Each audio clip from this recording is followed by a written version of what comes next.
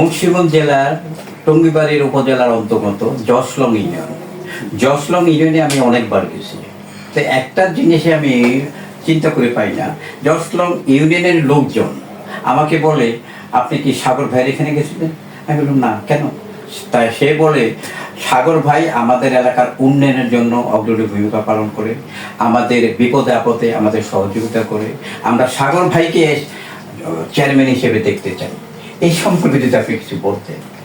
আসলে এই সম্পর্কে কি বলবো, যদি আমার টঙ্গিবাড়ি উপজেলা জশলং ইউনিয়নের সর্বস্তরের জনগণ, মা বোন, ধনী গরিব সবাই যদি আমাকে চায়, সেটা সামনে সময় তো আছে, লং টাইম, সেটা সামনে দেখা যাবে। খুব একটা লং না, না ঠিক আছে, হ্যাঁ বুঝতে পারছি। তারপর এটা আমার জশলংবাসী যদি জনগণ আমাকে চায়, আসলে সেটা তখন বিবেচনা করব।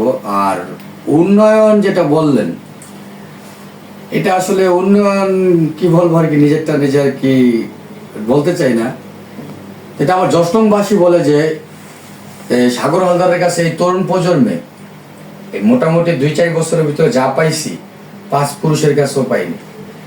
এটা আপনিও যা রাজনীতি করে দেখতে পারেন, এলাকাতে ঘুরে দেখতে পারেন, মানুষের কাছে জিজ্ঞাসাবাদ করে। মানুষ তো সারা জীবনে একরকম থাকে না, আল্লাহ পাকের ইচ্ছা মানুষ লোক পরিবর্তনশীল।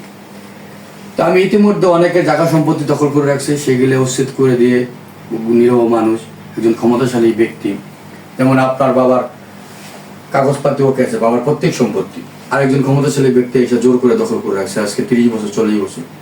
সেই সবগুলো আমি উচ্ছেদ করে দিয়ে যার প্রকৃত জায়গার মালিক তারে বুঝাই দেওয়া হয়েছে, এবং থানায় মামলা নেয় না, ওই সমস্যা এই সমস্যা বিচার পায় না। এইগুলাই প্রতিনিয়ত আমি যথাযথ চেষ্টা করি।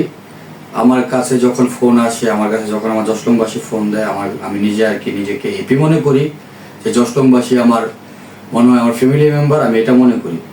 তখন তাদের কথাগুলো খুব মন দিয়ে শুনি।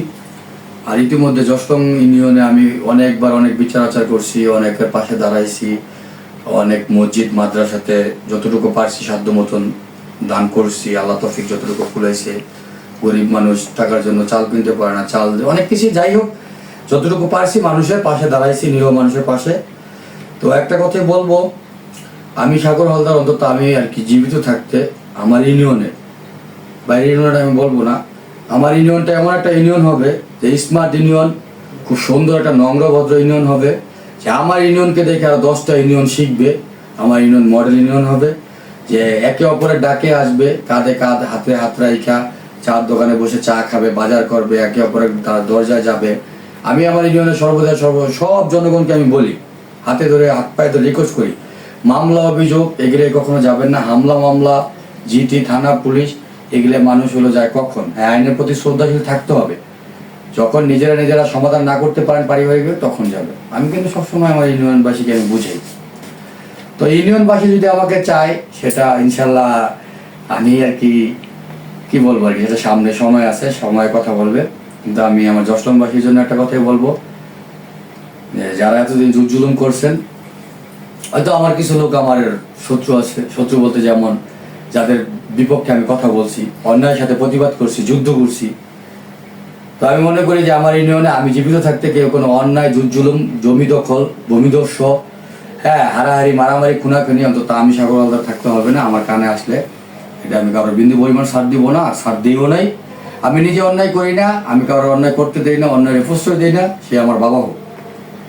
তো যাই হোক, আমি আমার জশলংবাসীকে বলবো যে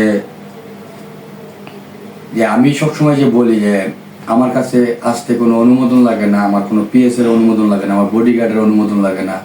যে কোনো সময় আমার 24 ঘন্টা আমার দরজা খোলা আমার জশলংবাসীর জন্য।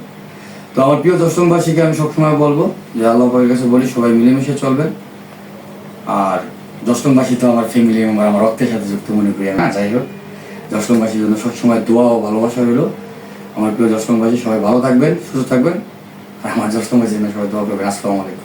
আমাদের অনুষ্ঠানে সাক্ষাৎকার দেওয়ার জন্য আপনাকে অশেষ ধন্যবাদ। জি, আপনাকে অশেষ ধন্যবাদ আমার সাক্ষাৎকার নেওয়ার জন্য।